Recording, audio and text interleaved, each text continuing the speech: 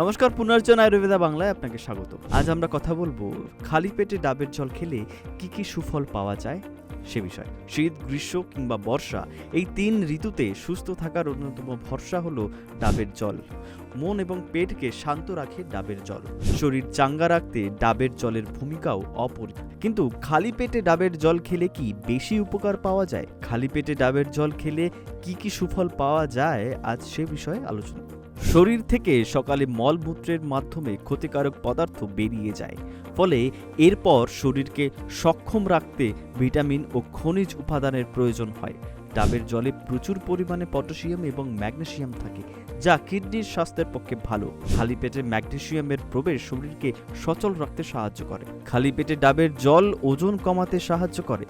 ডাবের জলে উপস্থিত সাইটোকাইনিন নামক প্রাকৃতিক হরমোন কোষ সতেজ রাখে। এই হরমোন বার্ধক্যের হার কমাতে সাহায্য করে। ডাবের জল পান করলে শরীরে কোলাজেন তৈরির ভারসাম্য বজায় থাকে, ফলে ত্বক আরও আর্দ্র ও উজ্জ্বল দেখায়। ভিডিওটি ভালো লাগলে লাইক করুন, শেয়ার করুন, সাবস্ক্রাইব করুন পুনর্জন আয়ুর্বেদা বাংলা।